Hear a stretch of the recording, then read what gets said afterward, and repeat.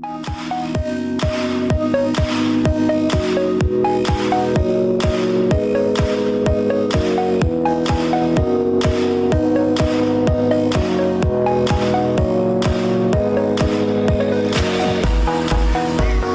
everyone, my name is Ping Guerrero, and welcome to the Ping Show!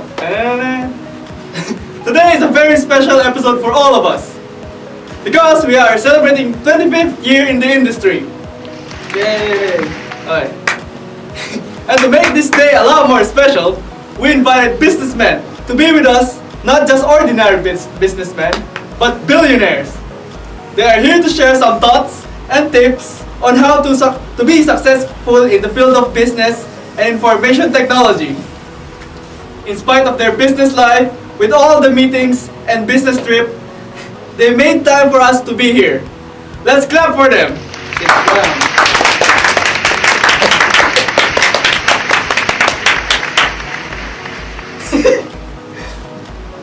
Our first guest is from Rainbow Kingdom. Let's welcome Attorney Lucky T. Tinio.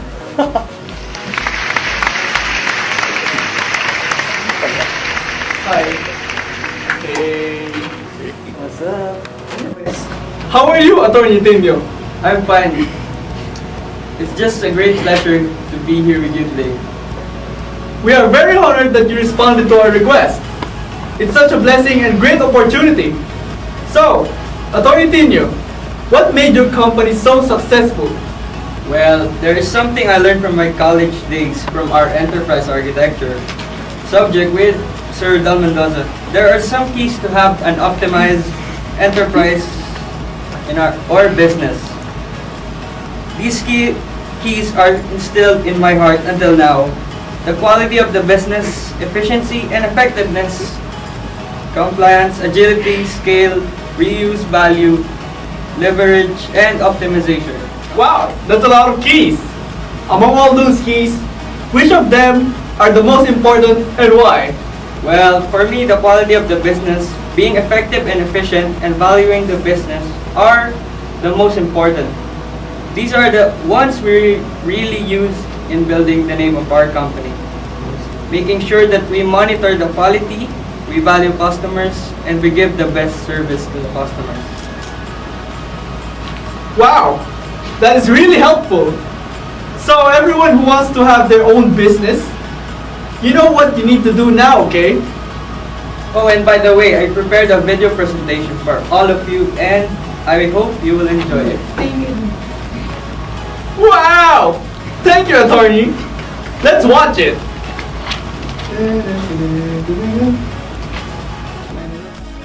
So you might be wondering, is it okay if my small business isn't growing?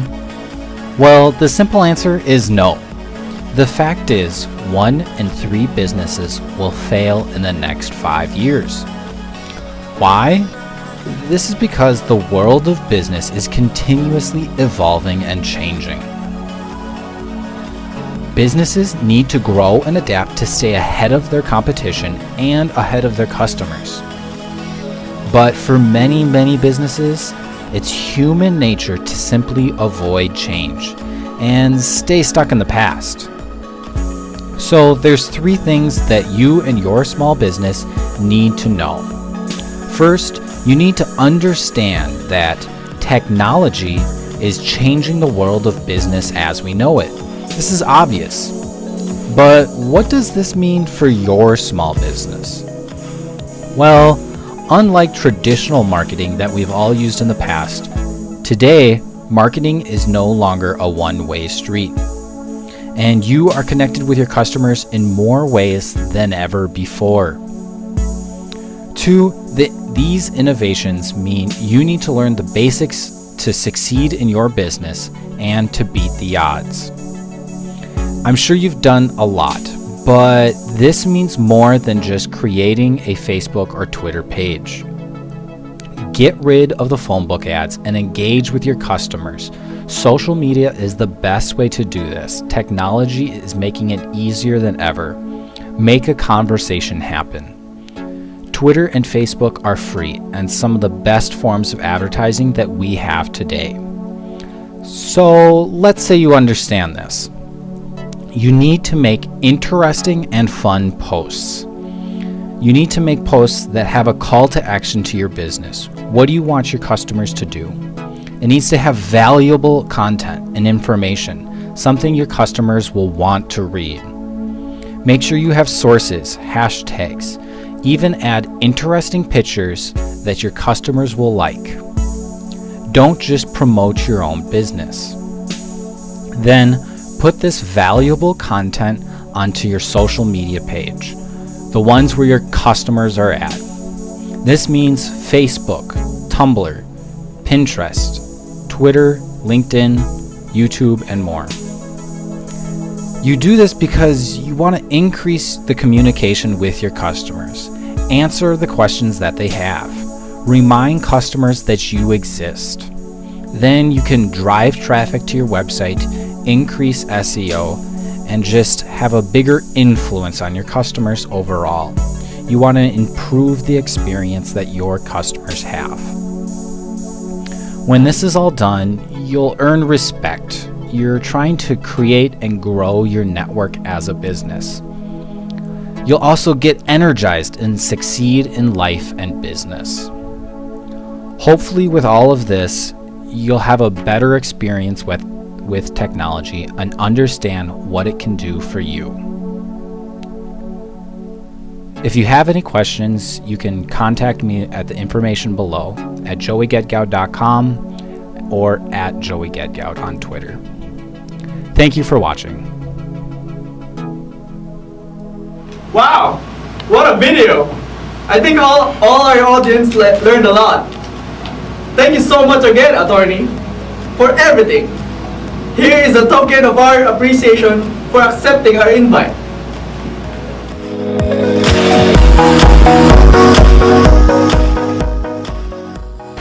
Okay, thank you so much and happy 25th anniversary to your show. After the break, we have a special guest who will share something about a very interesting company.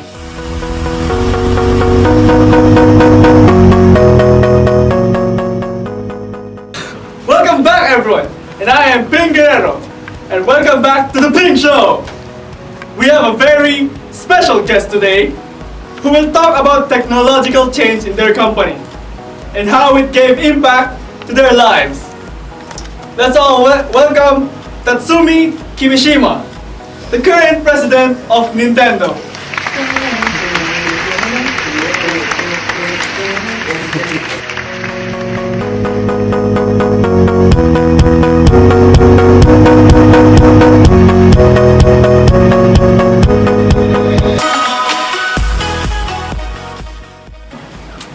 So, Mr. Kimishima,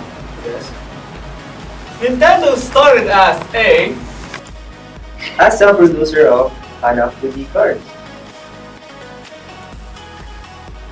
and it was founded by who? By Usajiro Yamauchi.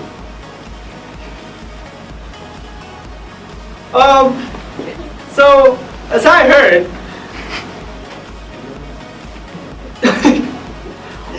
why did they venture out of being just a Hanafuda card producer?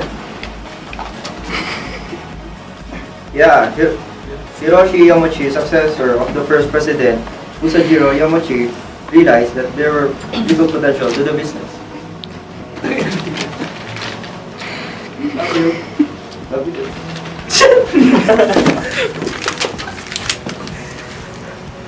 Okay.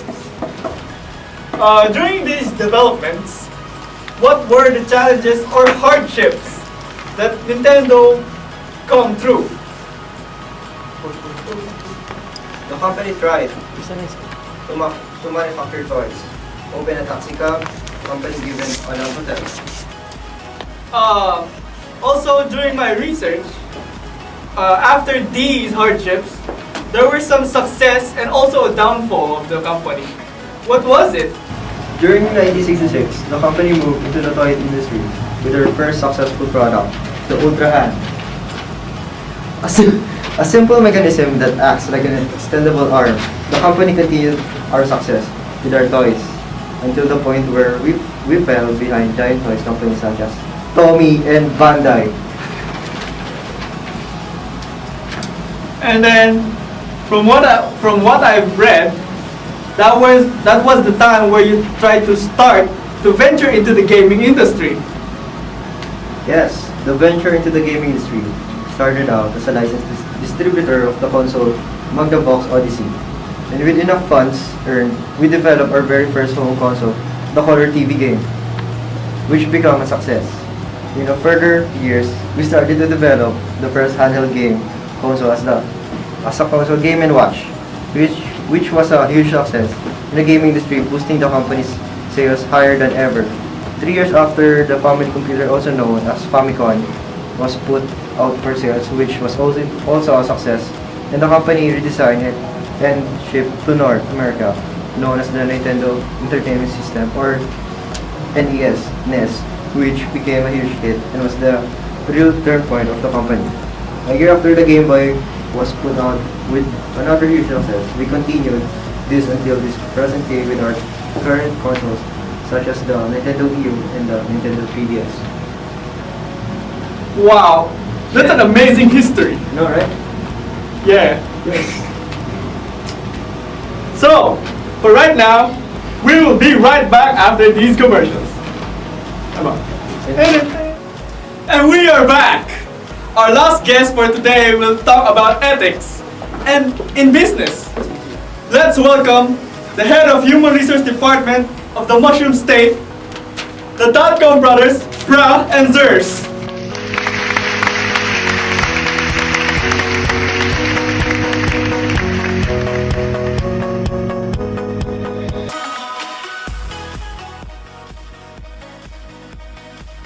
Hello, Bra and Zers. How are you? We're fine, thank you. How about you? So great and so grateful that you accepted our invitation. The pleasure is ours. Right? Yeah. So, on to the question. As the host of the Human Resource Department, what are the top 3 most important factors in hiring an employee? Well, the top 3 most important factors to hire an employee is their skills, moral, and ethics. Regarding his or her moral ethics, do you have special standards that the employees should meet so they will be hired? Well, our standards are just the same as other companies. What can you say to the fresh graduate out there who wants to be hired immediately? Can you give us some tips?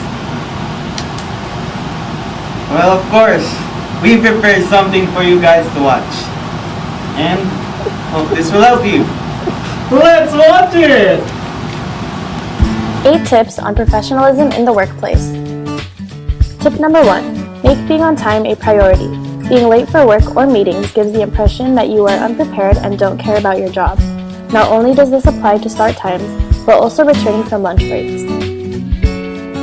Tip number 2. Dress appropriately. Not every workplace requires a suit and tie, so whatever clothing is accepted should always be neat and clean. Flip-flops, shorts, or tank tops should be saved for the weekend. Refrain from wearing anything too revealing. Tip number 3. Stay positive. We all have our days, but we shouldn't take it out on our coworkers or patients in a healthcare setting. Leave the negativity at home and make the best out of your situation. Tip number 4. Watch your mouth. There's no place for swearing at work. Using bad language seems as if you have a limited vocabulary. Tip number 5. Offer to help colleagues. A true professional is willing to help his or her coworkers when they are overburdened. They aren't afraid to share knowledge, opinions, or simply an extra pair of hands. One person's success reflects well on everyone in the workplace. Tip number 6. Don't hide from your mistakes. Take responsibility. Don't be afraid to take ownership of your errors and do your best to correct them, so you don't make the same mistake twice. Tip number 7. Don't lie. Dishonesty never makes anyone look good, whether it's lying on one's resume or calling in sick. A true professional is upfront and doesn't hide the truth. And lastly, tip number 8. Fight fair. It's inevitable that there will be disagreements in the workplace.